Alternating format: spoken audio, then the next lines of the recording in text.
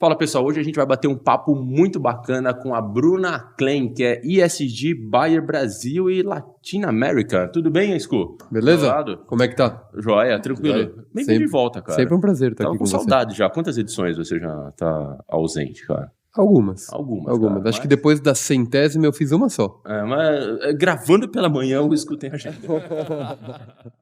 Hoje a gente tem uma convidada para lá de especial, a Bruna. Oi lá, Bruna, tudo bem? Tudo bem. Seja bem-vindo ao nosso livecast, um bate-papo super bacana, especialista em ESG, um dos temas mais quentes do momento. E eu queria começar perguntando para você como é que você entrou nesse meio, como é que foi a sua entrada no mundo de ESG? Já se chamava ESG? Como é que era? Como é que foi esse seu start nesse universo? Obrigada pela oportunidade de estar aqui com vocês hoje. Espero poder contribuir um pouco, também aprender, né, com essa troca. Minha chegada em ESG, eu acho que, olhando para trás, esses 18 anos de experiência que eu completo esse ano, eu percebo que a gente já fazia ESG, né? Muitas práticas são práticas que já começaram lá atrás. Lógico que tem práticas que são novas, né? Mas muita coisa, olhando para trás, puxa vida, tudo se conecta de alguma forma hoje com a ESG. E o bichinho da sustentabilidade me mordeu quando eu entrei para trabalhar na Monsanto. Fiz minha carreira em compras, comecei lá de baixo e cheguei nessa posição na Monsanto como líder regional da categoria de embalagens para todo o portfólio de químicos da Monsanto e de sementes. E nesse momento foi um momento muito interessante, né? Então, em compras, a gente tinha esse momento estratégico todos os anos de pautar o que seriam as tendências de mercado, os principais riscos, né? E as principais tendências. E nesse momento a gente criava, né, essas estratégias. E para embalagens era muito latente a questão de sustentabilidade, com menos uso de plástico, matrizes que não sejam matrizes fósseis, né, matéria-prima de origens renováveis, por exemplo. Então, a gente sempre estava olhando para essas tendências, né? E também me conectei nesse momento bastante com o conceito de circularidade. Até então não conhecia. E eu acho que também é um conceito que está se popularizando. E nesse momento na Monsanto eu tive a oportunidade de desenrolar vários projetos legais, inclusive alguns relacionados a embalagens maiores, com circularidade, como o IBC. E conheci também o sistema INPEV, né? O sistema INPEV é um sistema que foi implementado no Brasil. A indústria se organizou, então, na época, né, após a promulgação da lei, a indústria se organizou para estar apta a atender a responsabilidade que todos do elo da cadeia agro tinham em relação às embalagens. Então, isso despertou em mim uma esperança muito grande, né, de saber que quando as empresas querem, o papel transformador que as empresas têm, quando elas estão, de fato, motivadas em fazer um mundo melhor. Uhum. Né? Então, as indústrias elas se organizaram e criaram todo esse sistema que busca todas as embalagens, né, que vão para o campo. A gente garante que todas essas embalagens passam pela tríplice lavagem, então também tem ali um processo de educação com os nossos agricultores, e a gente pega essas embalagens, a gente traz essas embalagens de volta e recicla essas embalagens. Então, hoje, 93% de todas as embalagens que vão para o campo, elas são recicladas no sistema Campo Limpo, que é gerida pelo INPEV, e 7% vai para a incineração, que são algumas partes ali que a gente não consegue fazer reciclagem, rótulo, alguns materiais ali que não são recicláveis, né? Mas a gente... E aí eu falei, nossa, é possível, né? Olha que legal, a indústria se organizou e realmente transformou. E esse é um case brasileiro que eu ouso dizer que talvez não exista em outro lugar do mundo. Uhum. Né? É um caso muito legal, muito interessante. E aí eu fiquei apaixonada por sustentabilidade, né? E o segundo momento que essa questão de propósito, né? Porque ESG está muito relacionado a propósito da empresa, propósito pessoal também, né? Dos executivos. Foi a chegada da minha filha, né? O mundo que eu quero deixar para ela, o mundo que eu quero deixar para o meu segundo filho, que também chegou aí faz mais ou menos um ano. Então, isso mexeu muito comigo, né? Então, eu olho para as crianças e eu vejo como eles são maravilhados com a criação. Então, eles olham os insetos. Isso também me lembrou da criança que eu fui, né? E que, aos poucos, a gente vai perdendo esse maravilhamento, que é tão bom e também faz com que a gente se lembre da responsabilidade que a gente tem de cuidar, de fato, né? De tudo isso que nós temos em nossas mãos hoje, né? Que é esse planeta e as pessoas, né? Toda essa biodiversidade, as águas, as pessoas, tudo isso. A gente, quando depois vai crescendo, começa a ficar mais prático, mais quadradinho, mais by the book ali, parece, sei lá, e aí a gente perde esse encanto e tal. Eu acho importante bacana você trazer esse lado que os seus filhos trouxeram em você. Eu queria voltar lá atrás, quando você falou do uso de plástico, sabe? Eu me lembro, por exemplo, época, principalmente no começo da pandemia, quando a gente estava confinado em casa, sabe? E a gente vivia de, basicamente, ter que pedir comida todas as vezes. Eu me lembro que você ficava pedindo no almoço, no jantar. Pelo menos eu tinha muito essa rotina de não ter tempo, muitas vezes, de ir comprar. E também não queria sair e tal. Mas eu ficava impressionado com a quantidade de resíduo que gerava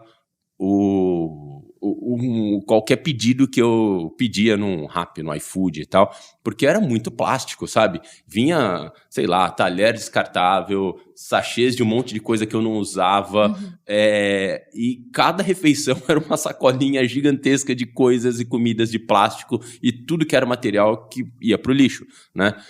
E alguns vinham em isopor, assim, sabe? Coisas que você falava, poxa, isso aqui vai demorar, sei lá, só o meu almoço hoje vai demorar 400 anos para se decompor em algum lugar. E uma coisa que a gente percebeu é que passou por uma mudança muito forte do tipo de embalagem desses alimentos, né? A gente viu uma preocupação da mudança do tipo de embalagem, já não era tanto mais plástico, começou a perguntar se eu queria ou não ali... garfo lá, descartável e tal, comecei a perguntar se eu queria azeite, se eu queria não sei o que na sala, sabe? Você perguntava tudo e você conseguia de alguma forma acabar causando um impacto menor ali naquele pedido que eu fazia. Por outro lado, muitas embalagens não funcionavam direito. Chegava em casa, aí você abria, a salada estava aberta, era uma embalagem que muitas vezes não era muito preparada, tal, e você viu uma transformação gigantesca nas embalagens, né? Você percebeu esse momento também de, olha, temos que reduzir plásticos aqui numa ponta, vamos testar outros materiais aqui. Só que até acertar o material, teve muito ciclo de, olha, isso aqui não ficou legal, o cliente reclamou, não chegou bacana, vamos mudar, vamos acertar. Como é que eu equilibro aqui o custo financeiro, que também não pode ser uma embalagem muito, muito mais cara, que inviabilize ali financeiramente a venda do produto e o concorrente eventualmente consiga ter um diferencial competitivo. Como é que era equalizar tudo isso? Como é que foi esse processo? Bom, na vida real, né, na vida em casa, eu vivia e ficava também incomodada, assim como você, né? Eu falava, gente do céu, mas quanto lixo isso aqui, não precisa. E eu acho que os aplicativos, eles melhoraram muito, né? Então, já se conectando com a ESG, assim, vamos fazer um uso mais inteligente dos recursos, né? Então, você precisa mesmo do ketchup, você vai usar, você precisa do talher. Então, eu acho que esse é um ponto que já facilitou bastante. E a gente percebe que nesse processo de melhoria, que é uma jornada que todas as empresas estão, né? Então, a gente tem que ter a humildade de saber que estamos numa jornada e com a intenção de progredir, né? Mas é um processo que vem e a gente enfrenta, às vezes, várias coisas que não dão certo, né? Por exemplo, algumas embalagens não deram certo no caso de alguns restaurantes que estavam apostando numa embalagem diferente do plástico, por exemplo. Então, eu acho que é um exercício de tentar ver o que rolou, ouvir também o mercado, e a ESG também está muito relacionado a isso, né? Como que a gente ouve todas as partes interessadas, né? São diferentes partes. A gente não está hoje só mais falando de investidor. Então, a gente está falando de sociedade, a gente está olhando para os colaboradores, a gente está olhando as comunidades onde os sites estão inseridos. Então, neste processo, tentando fazer um paralelo aí entre esse exemplo e a ESG, é um processo de escuta, né? Então, assim, essa embalagem, ela funcionou, não funcionou? O que você achou? Então, é um processo de aprendizado. Então, a ESG também é uma pauta que a gente vem trabalhando muito a humildade, né? Às vezes a gente tem alguns projetos que são super legais mesmo, mas a gente tem que saber que é um projeto que está em evolução. Então, a gente tem que segurar, às vezes, aquela ansiedade, né? Aquela vontade de dar uma boa notícia para que a gente tenha a segurança de dar uma notícia de fato boa, né? Uma notícia segura, que você teve a oportunidade de rodar um piloto com uma prova de conceito que isso funcionou, né? E aí, de fato, implementar, comunicar, fazer todo o barulho que precisa fazer, porque a gente precisa também celebrar as grandes coisas, né? Uhum. Mas eu vejo que é muito este processo. No caso de Monsanto, né, que depois foi comprada pela Bayer, e hoje eu estou aqui representando a Bayer, é um mercado extremamente regulado, né? Então, são produtos que têm uma regulamentação, uma aprovação.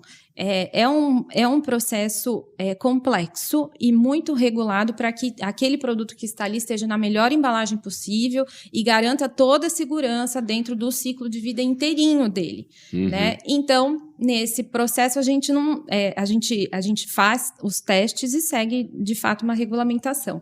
Mas no outro caso que você trouxe aí, o exemplo do iFood, eu acho que é muito essa vibe mesmo, né? Do tentativa e erro. O Scooby, você fica angustiado com rodízio japonês ou não? Porque a quantidade de coisa que vem... Japonês, lanchonete, né? É realmente uma quantidade grande. Mas o que eu fico pensando, do seu ponto de vista da indústria, né? Você está na indústria, acho que pode compartilhar com a gente. Eu vejo dois grandes fatores que movimentam a indústria em prol de embalagens mais sustentáveis, seja qual for o elo da cadeia que a indústria está inserida. Ou é a pressão regulatória, sim, ou é a pressão do mercado. Porque a partir do momento em que a cultura como um todo se torna mais exigente, sob o ponto de vista de embalagens mais sustentáveis, lógico que a indústria tem que se movimentar nesse sentido. O quanto você acha que essa parte do mercado teve uma onda de consumo consciente bastante forte há algum tempo, que era um conceito mais amplo, mas envolvia também o processo de ambiental, ecológico como um todo. Como você enxerga essa mudança? Você acha que a sociedade está pressionando a indústria a tomar iniciativas nesse sentido? Isso é muito lento, na sua opinião? O que você acredita? Em partes. E eu acho que, até entrando um pouco nos desafios que a ESG tem, eu acho que a gente enxerga ali, né, os cientistas, o Fórum Econômico Mundial, o pessoal, principalmente, né, europeu, né, desenvolvendo diversas regulamentações, o Due Diligence, a Taxonomy, o Green Deal. Então, assim, essas pessoas, o CDP, o SBTi, então, todos esses, o IPCC, todas essas cabeças, né, que tem muitos cientistas ali, que são estudiosos e estão se aprofundando nesses temas, muito à frente. Eu acho que o que a gente precisa, e é uma questão de engajamento e de entendimento, é olhar para trás e a gente observar todas as pessoas que precisam acompanhar essa jornada, né? Então, todas as pessoas, quais são as ODSs? Né? O que eu, como pessoa, também posso fazer no meu dia a dia que se conecta com isso, né? Então, a gente precisa olhar para os colaboradores. As pessoas têm entendimento do que é emissão de GHG? Então, eu acho que existe um gap muito grande ainda entre esse público que está à frente, eles têm que estar mesmo, mas a gente precisa trazer uma multidão conosco. E aí, sim, né, com essa transformação cultural, e é nisso que a gente vem trabalhando também dentro do time de ESG Brasil e Latam, com essa transformação cultural, as pessoas vão passar a entender, que é o primeiro passo, e se engajar, que é o segundo passo, né? Entender quais são os benefícios ou o que ela perde, né, por não entrar nesse ciclo, essa nova jornada de ESG e sustentabilidade. Eu vejo dessa forma, Scu. Acho legal, eu lembro de quando a Natura lançou aquela embalagem de sabonete líquido que deixou de ser rígida e passou a ser flexível, né? Um baita projeto. Eu estava prestando consultoria, na verdade não, eu estava dando treinamento aqui pela live dentro da Natura na época. E sob o ponto de vista da indústria, é um case fantástico, porque a cubagem era muito menor, porque vinha em bobinas que tinham um aproveitamento de emissão de CO2 muito menor. Então, o ponto da indústria, a lógica da indústria fazia todo sentido a mudança da embalagem. E eu fui medir isso para o lado da minha família. que são consumidores de Natura, e tava todo mundo criticando, porque não tava gostando da embalagem, ficou mole, achei meio esquisita, tal. E com o passar do tempo, eu acho que este nível de conhecimento do público consumidor em geral tem mudado. Eu acho que hoje as pessoas entendem mais o porquê das mudanças de processo, de embalagem, de qualquer iniciativa, entendem o porquê do iFood colocar ali essas opções, que não é apenas para economizar, mas sim tem um viés social.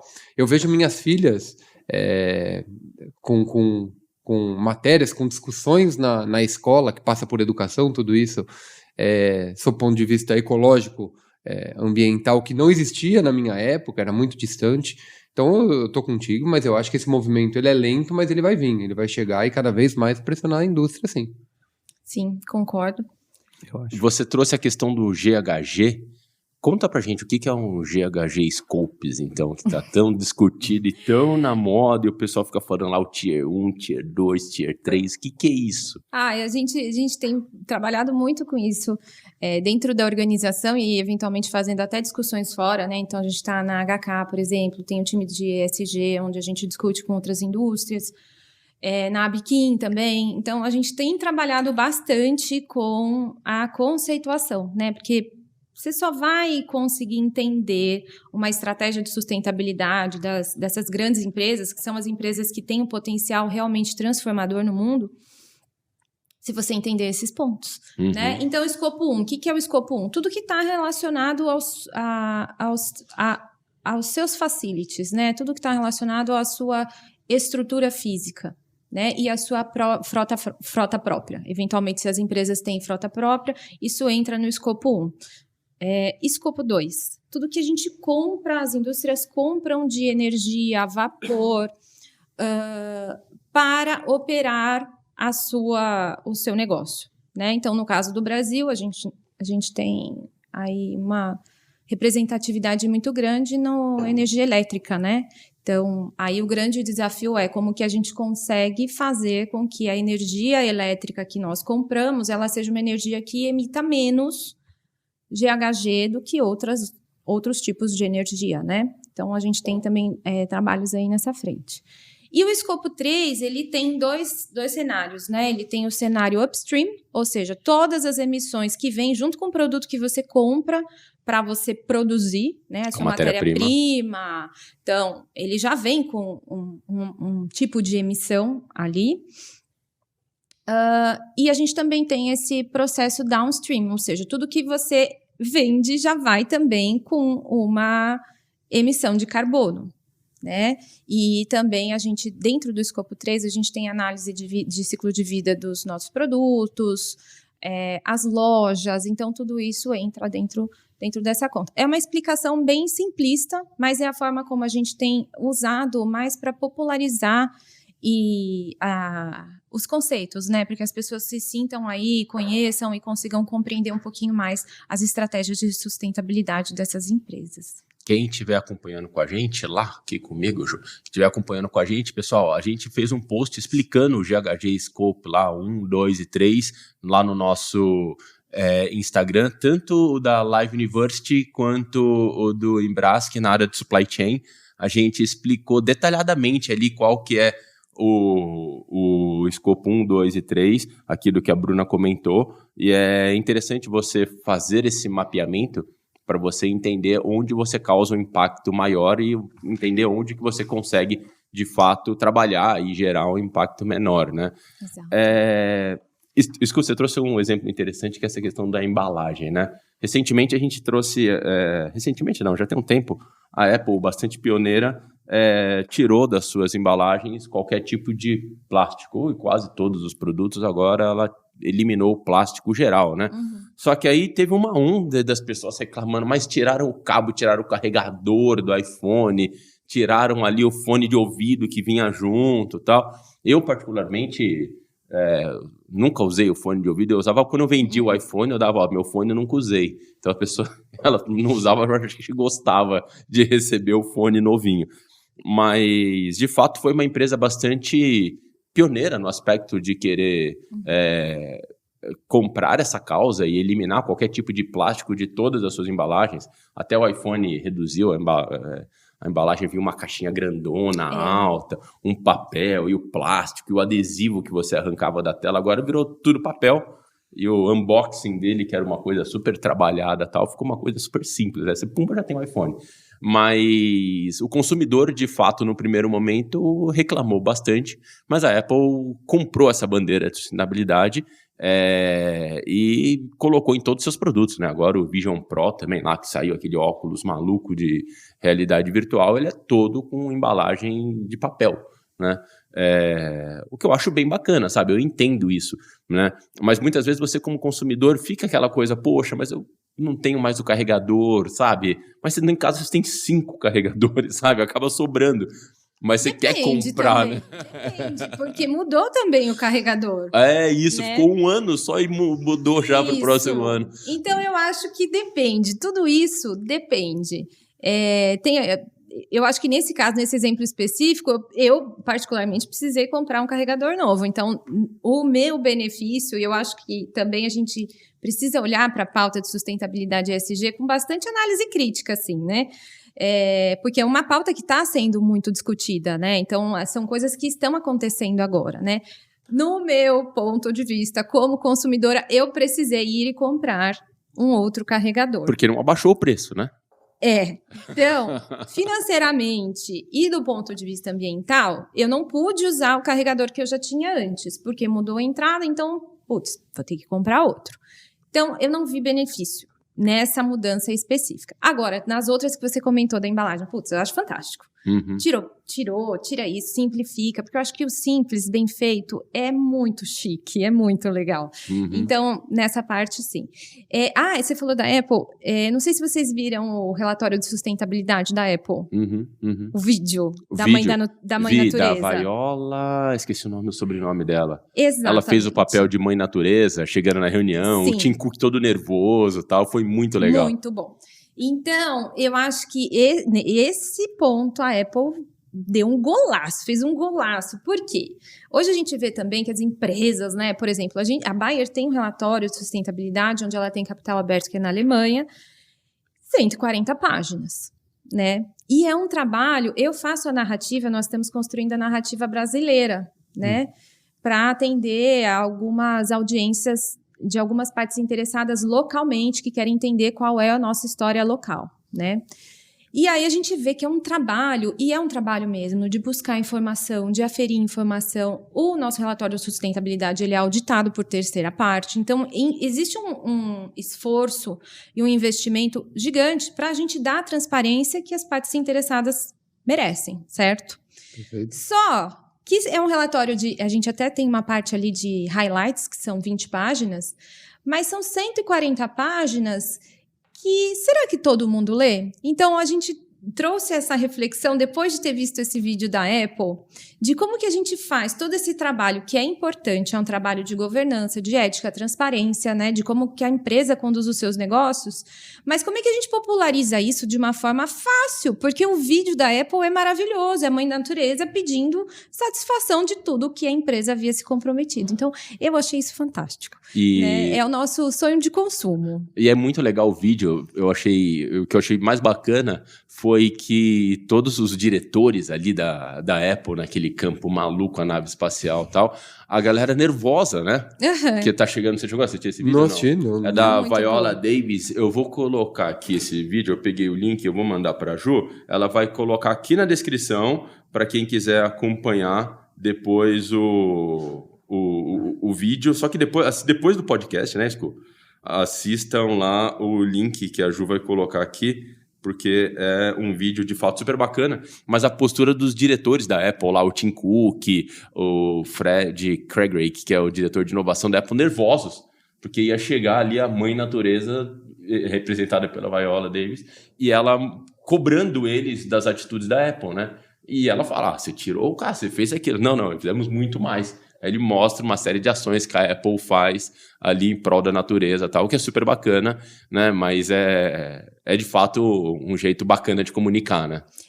E uma vez que as pessoas entendem isso, as pessoas se engajam. Então, você vê que seus colaboradores eles vão conseguir associar a sua atividade ali, individual, porque há o objetivo, né? A gente sabe que ESG, eu li até um artigo da McKinsey recentemente, que ESG e sustentabilidade funciona se for top-down.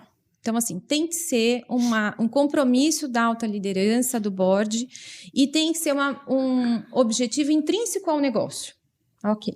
Mas a gente sabe que a concretização do ESG ela não acontece numa sala onde o board se reúne, né? Então, ela acontece no Gemba, ela acontece no campo, ela acontece na cadeia logística. Então, são as pessoas que estão trabalhando todos os dias com esses assuntos que vão fazer e vão tomar melhores decisões e alinhadas com esses objetivos.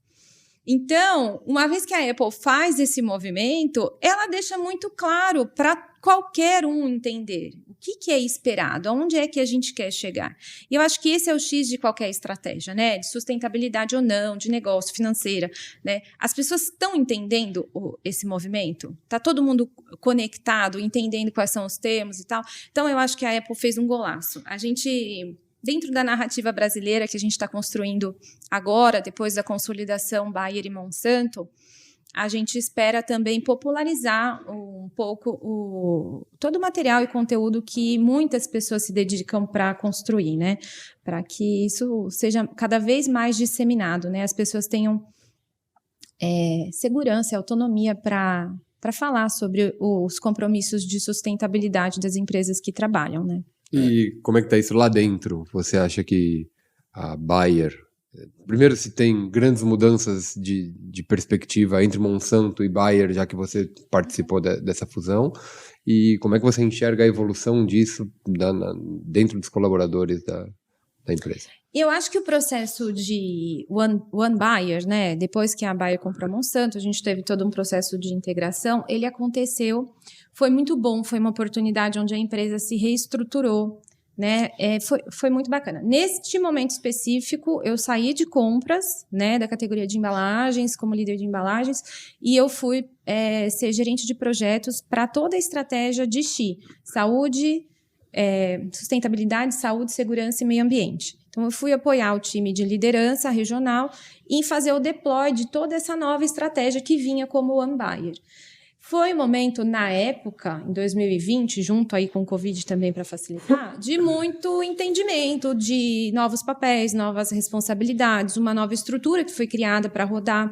Então, pessoas assumindo novas posições, isso aconteceu, foi um movimento geral na organização.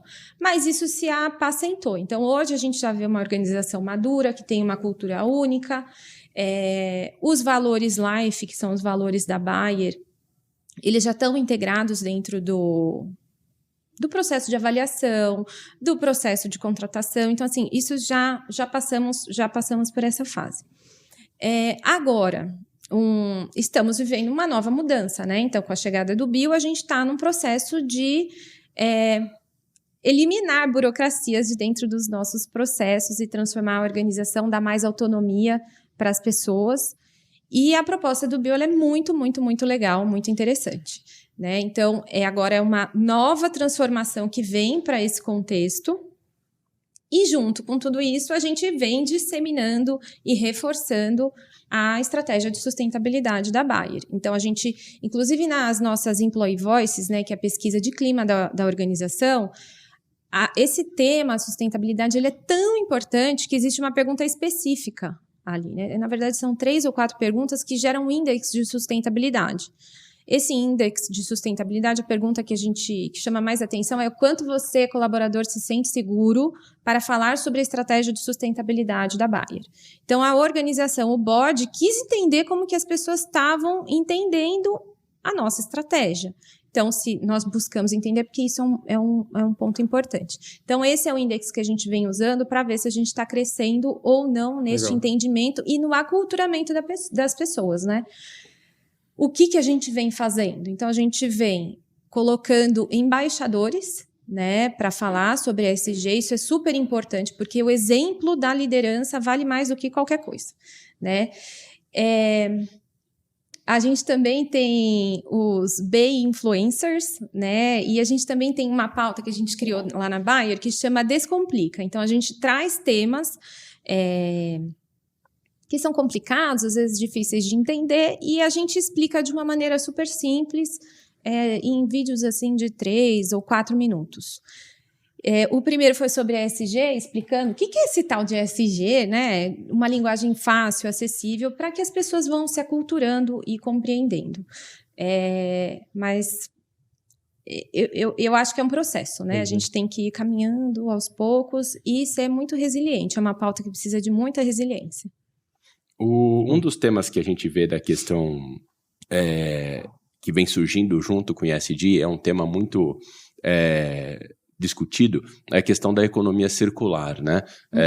Do produto muitas vezes voltar, ou ser reaproveitado, ou ser trabalhado de uma forma mais eficiente. Eu vi um case bacana da Nike, por exemplo, que você levava na loja e ela tinha uma máquina maluca lá que limpava o tênis para você, sabe? Então você tava com o tênis todo... igual vocês, que sempre tá com o tênis sujo, aí você leva lá e limpa para você, você coloca lá e, cara, quando você para pensar numa Nike, né, você começa a imaginar que o que a Nike mais quer é que você compre um tênis novo, né? Mas na realidade a preocupação dela é que muitas vezes o tênis não precisa ser novo, era só você arrumar ali, trocar alguma coisinha, tal, entrar na máquina maluca dela, sair um tênis, você conseguiria ter uma vida maior do seu produto, né? Então é um case muito legal, e é uma preocupação que a gente vê de empresas. Tem empresas que têm no DNA, né, a questão da economia circular. A gente vê, por exemplo, a Patagônia, né, acho que é um exemplo disso, né, de como a sustentabilidade está no DNA da empresa mesmo, né, as campanhas delas são todas voltadas à sustentabilidade e à proteção ao planeta como um todo, e como ela gera um diferencial competitivo, né, frente à Columbia e a North Face, que são competidores que batem ali de frente, mas a Patagônia consegue se posicionar com preço acima, né, e mesmo assim ter um resultado extremamente importante, mas com uma causa de sustentabilidade para o planeta acima das demais. Como é que você vê essa questão de economia circular? Vocês têm iniciativas já trabalhando nesse sentido? É uma prioridade? Como é que você vê isso, Bruna? Olha, eu acho que economia circular, a gente acaba olhando para a análise de ciclo de vida, né, de todo o processo. A gente já tem um case super legal, que é o case do Impev, né, onde a gente já garante que todas essas embalagens vão, mas elas voltam, elas são recicladas. Parte delas viram outras bombonas para os mesmos produtos, então a gente já garante nesse processo. Mas eu entendo que circularidade em outros âmbitos, por exemplo, precisa da organização de fato do mercado, como aconteceu na constituição do Impev da Campo Limpo. Outras alternativas, né, que a gente veio desenvolvendo durante esse tempo foi, por exemplo, embalagens maiores que são retornáveis, né? Então, a gente manda, o que antes a gente mandava em muitas bombonas, hoje a gente manda em IBCs, que são, né, contenedores bem maiores. Essas embalagens, elas vão e elas voltam, né? Então, isso também ajuda. Então, são ações desse tipo que vão facilitando todo esse processo e fomentando a questão da circularidade. A Bayer tem publicamente o compromisso para a sua divisão de consumo. Então, a Bayer tem 3 divisões: Farma, Consumo e Agro. É a maior empresa agro do mundo. Para a divisão de consumo, a gente Bepantol, Redoxon, Claritin, Flanax. Tem 170 produtos no mundo, tá? Mas só os mais famosos aqui para a gente poder associar. Para essa divisão, a Bayer tem o compromisso público de ter embalagens mais sustentáveis até 2030, né? Então, recicladas, reutilizáveis,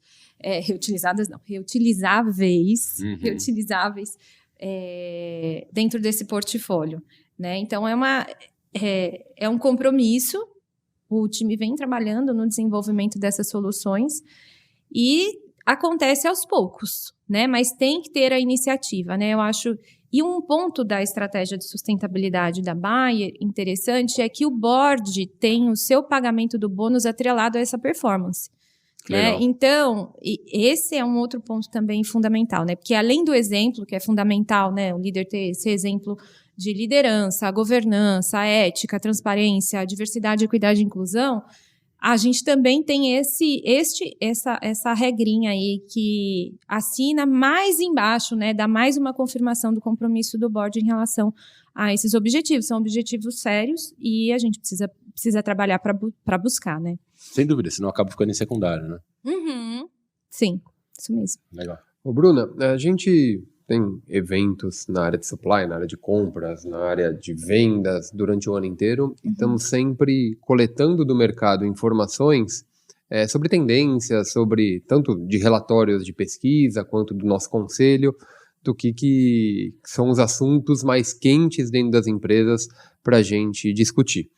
E estávamos até conversando antes de começar, né? ESG sempre aparece e ele é um assunto meio transversal, o que é positivo, mas está sempre aparecendo como uma tendência forte ao lado de inteligência artificial, sempre vendas, etc., resultados, mas ESG está sempre cada vez mais forte.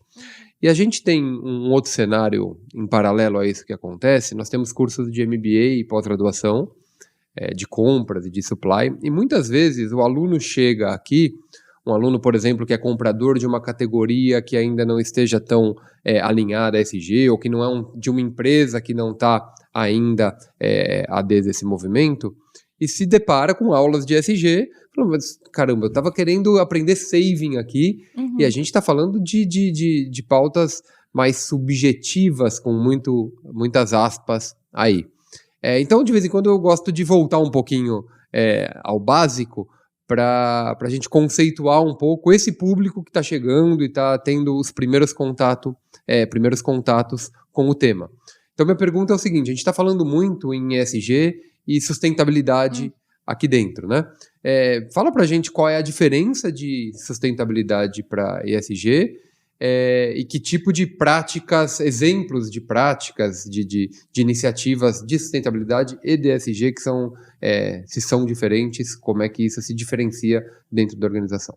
Essa, inclusive, foi um tema que a gente levou num evento no ano passado com a Maluna Schreiner, que era presidente do Brasil na época, e a gente levou justamente essa pergunta que, em teoria, né, é uma pergunta simples, mas que gera muita confusão, né? Sustentabilidade, né? Então, sustentabilidade e ESG, eles estão ali, eles são interligados, mas eles têm focos ligeiramente diferentes. Sustentabilidade olha a longo prazo, né? Então, ela olha a longo prazo e ela é focada no equilíbrio entre rentabilidade, um equilíbrio financeiro, social e ambiental, certo?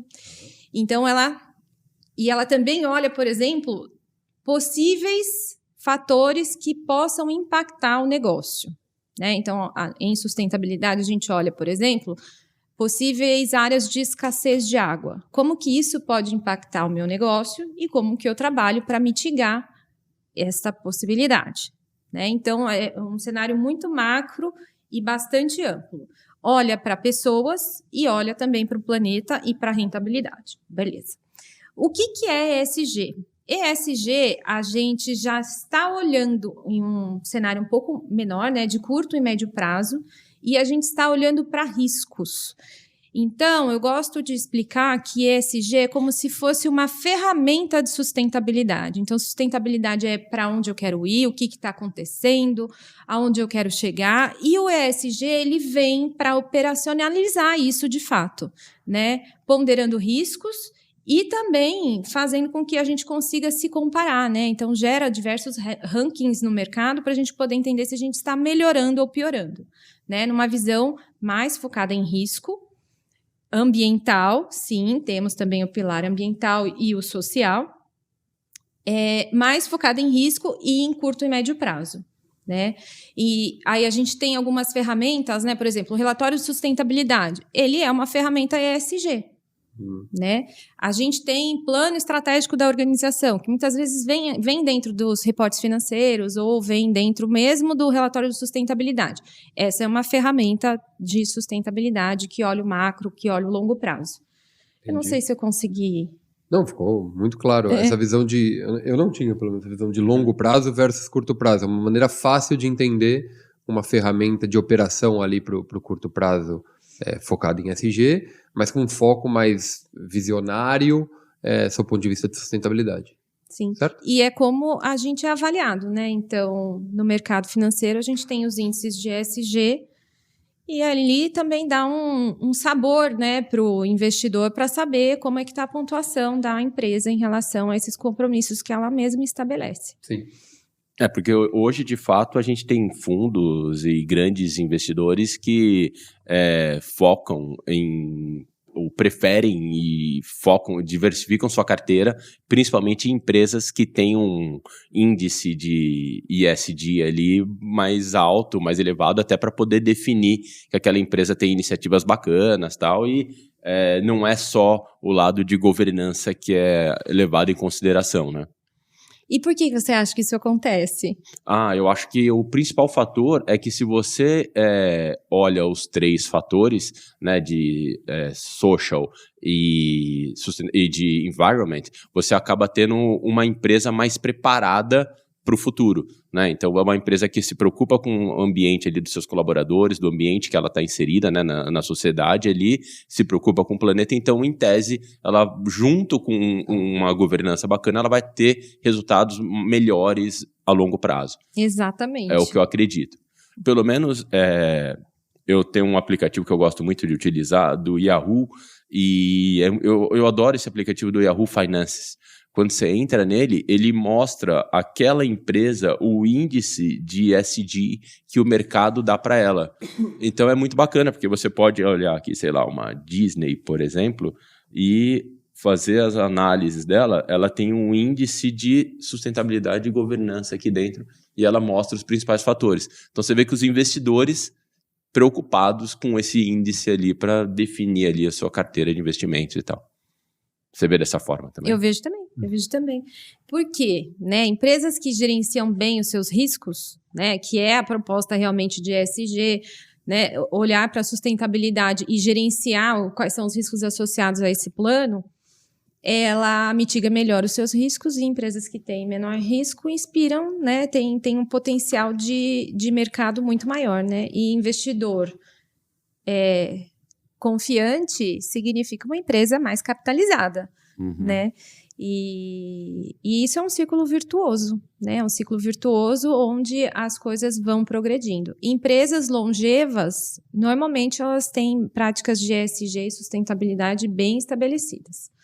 É isso que a gente observa. E também, eu acho que uma outra coisa que está associada a ESG, a parte social, é que essas empresas também, as longevas, elas também têm boas práticas de inclusão e diversidade para esse novo mundo que está chegando, né?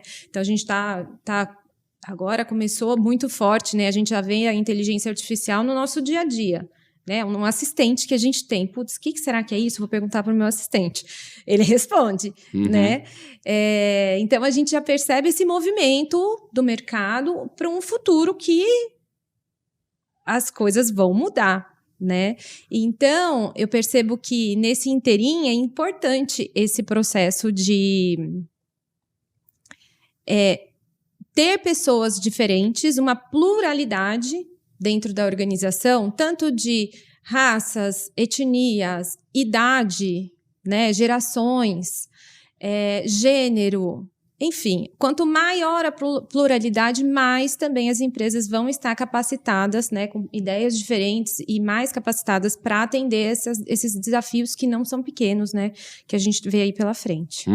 Quando você trouxe o aspecto do social, é um aspecto que a gente fala bastante do planeta, né, ali de resíduos, embalagens e processo e tal, mas o social, eu acho que ele tem um aspecto bem...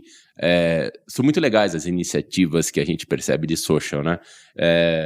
Eu vi um caso recentemente, se não me engano, era uma hamburgueria famosa nos Estados Unidos, que estavam contratando colaboradores apenas do bairro, sabe? Então, Legal. Fazendo um trabalho bacana de você buscar os colaboradores exatamente daquela região e desenvolver aquela área que muitas vezes você acaba pegando a mão de obra, tá bom, você está numa região ali, mas a mão de obra vinha toda de fora ali, e você acaba não gerando tantos empregos naquela região onde a loja atuava. E é bem bacana esse tipo de iniciativa. Você consegue citar algumas iniciativas do lado social que é importante também que vocês estão trabalhando nesse sentido? Sim. O social, ele tem toda essa vibe para fora, né? Então, o que você gera de impacto para a sociedade, né? Na comunidade, por exemplo, onde você está inserido. Hoje a gente tem um site em Belford Roxo, que é uma das maiores plantas que a gente tem no mundo da Bayer.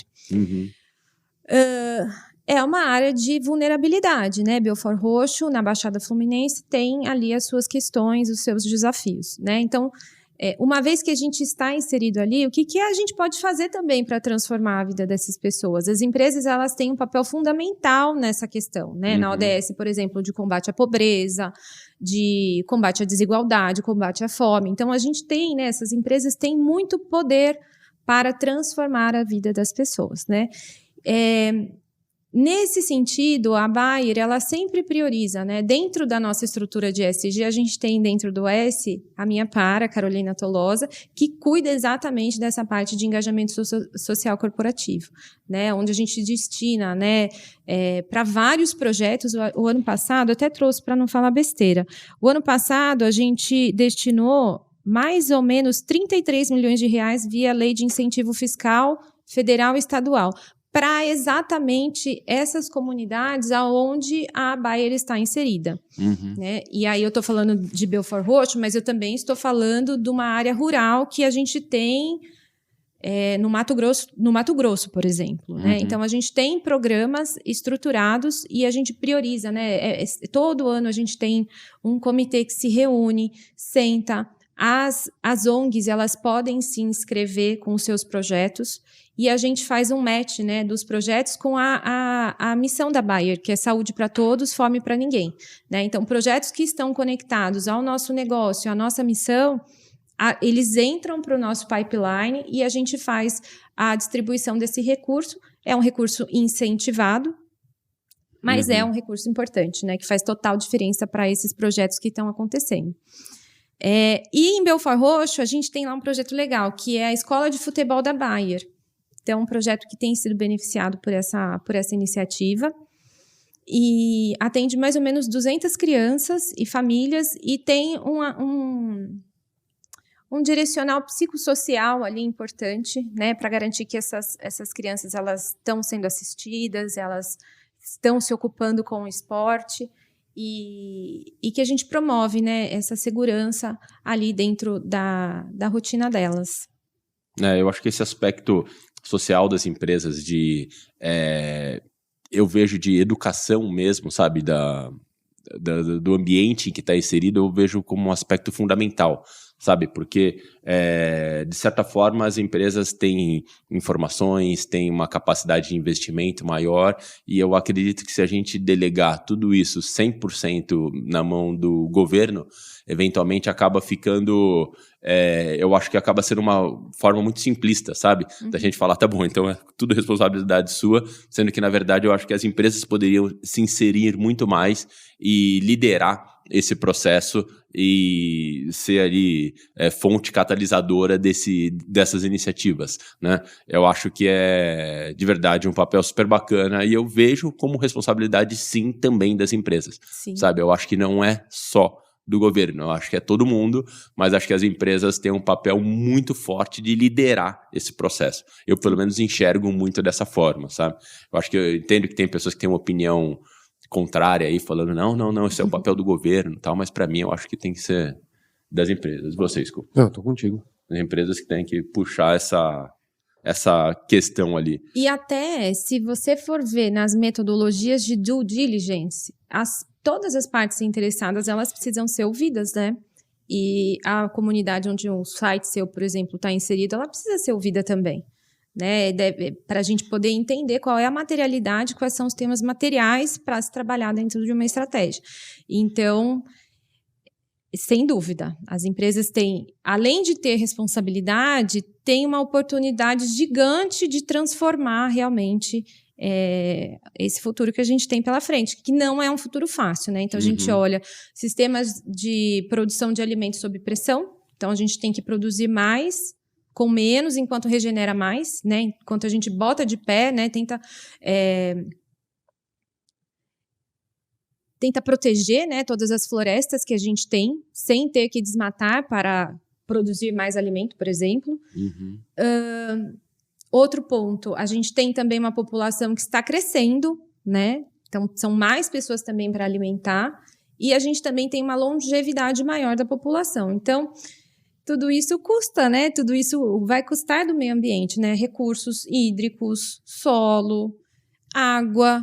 Então, está na mão das empresas, de fato, olhar para esse futuro que é extremamente desafiador e se organizar, fazer esse movimento, né? Não é uma empresa que vai fazer sozinha, eu acho que é um conjunto, né? A gente precisa se movimentar primeiro para ter essa consciência e depois para concretizar essas ações que, de fato, são compromissos, né? Pelo menos as empresas que têm capital aberto, elas estão se posicionando favorável a esses compromissos de sustentabilidade. Mas precisa, né? Acho que está na mão das empresas. Por exemplo, a Bayer, ela tem uma divisão, 2 divisões focadas em saúde e bem-estar, gigante, né? E a gente é a maior empresa agro do mundo, né? Dentro do nosso portfólio, a gente tem sementes, biotecnologia, produtos químicos e biológicos para proteção de cultivos, e também a gente tem ali ferramentas digitais que auxiliam na maior produtividade agrícola.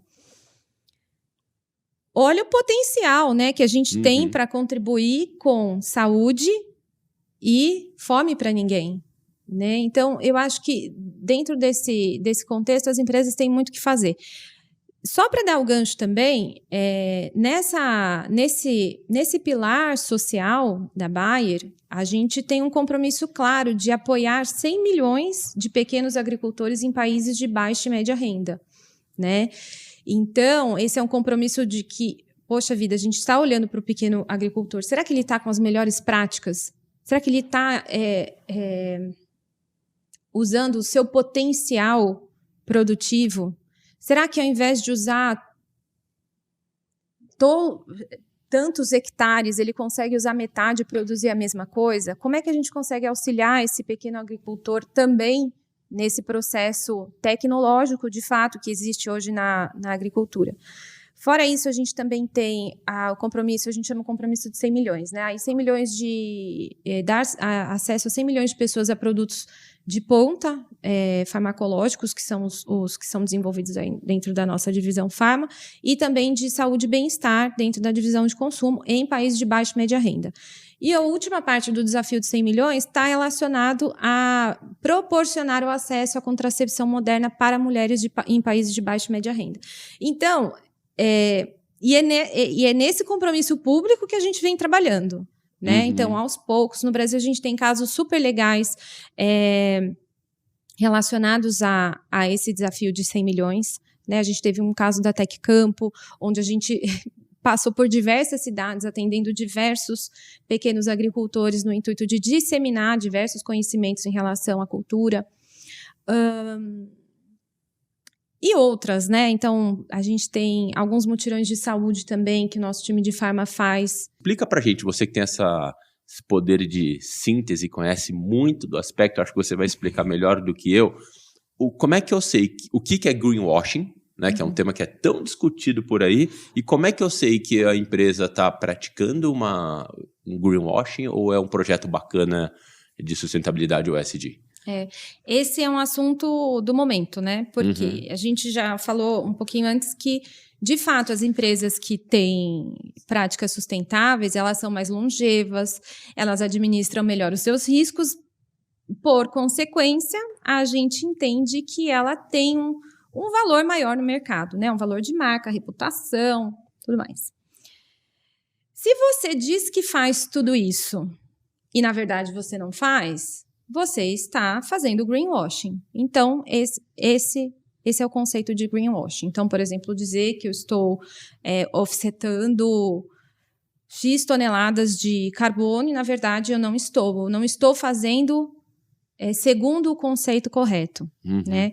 Então, e aí, em teoria, você está enganando os investidores, né? Porque ele está investindo em você, considerando que você tem X, Y, Z práticas que fazem com que você tenha o valor que ele pagou pela sua ação no mercado. Ponto. Como é que a gente faz, né, para fugir disso? E esse é um dos porquês também dessa área nova que a gente tem, que a gente está pilotando a área de ESG Latam em Brasil, na Bayer, há mais ou menos um ano. Né? A gente vê muitas vezes que nem é com a intenção, mas é pela falta de conhecimento técnico dos termos, escopo 1, 2, 3, o que é offsetting, o que é reserva legal, enfim. Por falta de conhecimento, muitas vezes acaba passando, né? A gente vê algumas empresas comunicando alguma informação que, na realidade, não é bem aquilo, né? Então, a gente está trabalhando muito forte nessa linha, né? De ter uma narrativa, todas as narrativas que a gente vem construindo esse ano para a narrativa brasileira, todas as histórias, a gente tem tido muito cuidado. Muito cuidado. E eu acho que todas as empresas precisam ter essa seriedade, né? Primeiro, seu relatório de sustentabilidade, ele é auditado por terceira parte? Ele precisa ser, né? Segundo, os seus targets de GHG, eles são validados pelo SBTi? Eles precisam ser. Então, é uma instituição isenta que vem e valida se o que você está fazendo está certo ou não. Mas aí a gente vai para projetos menores, né? Então, a gente vê um projeto de captação de águas em uma determinada unidade. Esses dados são estimados, porque você fez auditoria por terceira parte, você sabe exatamente se é essa quantidade de GHG equivalente aí que você está deixando de consumir, de emitir? Não. Então, nós temos que ter um cuidado para levar as partes interessadas exatamente a história como ela é. Nem mais, nem menos. Né? Então, a gente entende que é uma jornada, as empresas já caminharam bastante, tem temas que avançaram, mas tem outros temas que precisam ser explorados. E a verdade é a verdade. E é isso que tem que ser publicado, divulgado, e isso que tem que ser dito. Né? Nem um ponto a mais e nem um ponto a menos. Então, eu acho que essa é a grande estratégia para a gente fugir dos greenwashings, de qualquer risco que a gente tenha, mesmo que não intencionais na parte, né, de qualquer pessoa da organização. Exato, é aquela coisa, não fazer para inglês ver, né? Como o pessoal fala, é mostrar na prática o que é mesmo e ter certeza dessa informação, né? Bruna, a gente vai chegando para o momento final aqui do nosso bate-papo. O tempo voa, né, Sco? Vai falando do assunto que a gente gosta aqui, é um assunto que tem uma pauta gigantesca para falar, mas a gente tem um momento que a gente faz algumas perguntas padrões para os nossos entrevistados. E a primeira pergunta, eu queria saber se você tem alguma frase de impacto que você carrega contigo. Tenho. Diga. É justo que muito custe aquilo que muito vale. Tá, me explica. É uma frase de Santa Teresa de Jesus. Tá. Me diga e essa é minha análise de priorização para tudo na minha vida. Tá bom. Né? Então, o que muito vale? O que é prioritário? Onde é que eu vou colocar de fato a minha energia? E se tiver um momento em que tiver muito difícil de conseguir, como às vezes acontece na nossa vida profissional, na nossa vida pessoal, essa frase sempre vem na minha cabeça como uma motivação. Tipo, isso vale muito. Se esforça um pouquinho mais. Vamos lá, você vai conseguir. E você tem algum conselho que você recebeu que você carrega contigo assim até hoje? Sim. São tantos, né? Mas eu acho que praticar a bondade, a verdade e buscar, né? A bondade, a verdade e a beleza. Quem te deu esse conselho? Você sabe lembrar quem foi? Foi uma mãe, amiga minha, que num momento difícil ela me trouxe essa reflexão. E eu acho que se você colocar isso como uma busca constante na sua vida, você vai estar construindo uma boa jornada, algo que você vai olhar para trás e vai falar, olha, que legal, que legal. Que bacana. Muito bom. E uma competência que você acredita que todos deveriam dominar? Só uma, hein? Eu vou chamar, vocês chamam de competência, eu vou chamar de virtude, até porque eu acho que tem tudo a ver com a ESG, essa pauta que está sendo desenvolvida. É a humildade. Então, enfim, eu acho que para que você esteja em constante desenvolvimento, né, quanto mais você sabe, você percebe que você sabe pouco, né? Então, eu acho que essa é uma virtude importante para quem quer estar se desenvolvendo, buscando, aprendendo, entendendo coisas novas. E ainda mais no momento que a gente está hoje, né? De transformação digital, esse mundo novo que temos aí pela frente. Muito bom. E algo que você acreditou ser verdade e mudou de opinião por algum motivo? Eu acreditei ser verdade, por exemplo, que os CEOs, os grandes executivos, eles tinham essa habilidade de falar natural. E eu falava, gente, mas eu não consigo. E aí eu passei a procurar esses executivos e falar assim, gente, o que vocês fazem? E aí eu descobri que, sei lá, 60% pelo menos ali, quase um meio a meio, dessas pessoas tinham pavor de falar em público, né? E elas se preparavam, né? Então, antes eu acreditava que o improviso era, vamos lá, é natural, você precisa saber. Se você não souber, você não sabe, tudo bem. Não, mas espera aí, as pessoas se preparam. Então, a preparação, né, é extremamente importante. O improviso, ele é bom, às vezes, né? É bom saber improvisar, mas é bom se preparar. A gente vive pouco isso aqui com os nossos professores? Ou... Nossa, a gente a gente tem que preparar o improviso. Não, porque a gente tem muito executivo no nosso networking que são convidados para palestrar, para ser professores da gente. É uma dificuldade de todos nós, realmente. Né? Ó, Bruna veio até topar gravar um podcast com a gente aqui, ó. Ai, meu Deus. Agora, Bruna, quero ver se você se preparou para a nossa última pergunta aqui. Bom, a pergunta é, me dá uma dica de uma música, só vale uma, para eu colocar aqui para os nossos alunos curtirem os intervalos de aula e tudo mais. Preciso dessa dica sua. Pensamento do Cidade Negra. Pensamento aqui. É das antigas, né? Vou revelar a minha idade aí com essa música, mas tudo bem. Cidade Negra aqui. Tá aqui. Enquanto tá rolando um pouquinho da música, essa? Essa mesmo. Boa. Adoro essa música. Eu não vou deixar rolar muito pro YouTube não reclamar. Certo, Ju? E você trouxe um presente pra Bruna, é isso? Ai, que legal! A gente separou um presente pra você aqui, ó. Pra você e pra... Um presente da Ju e da Pamela pra você. Obrigado pelo nosso bate-papo. Muito obrigado mesmo. Bruna, quem quiser continuar essa conversa contigo, a encontra aonde? No LinkedIn, Bruna Klein. Bruna Klein, tá lá, galera. O link dela, a Ju vai colocar aqui embaixo na descrição também do podcast, para mais fácil. O YouTube ajuda, né? Pode colocar aqui, mas quem está acompanhando nas outras plataformas, só procurar lá pela Bruna, que ela está por lá e pode conectar contigo. Exatamente, é um prazer. Prazer essa troca e a gente está sempre em construção. Bruna, obrigado. Obrigada eu. Muito pelo nosso bate-papo. A galera que está acompanhando lá já sabe o que fazer, né, Scu? Curte, compartilha. Dá like, isso, joinha. Mostra para um amigo. Mostra para o inimigo. Já sabe, para o inimigo, para todo mundo. Grupo da família lá. Exatamente. É isso aí. Galera, obrigado, forte abraço e até a próxima.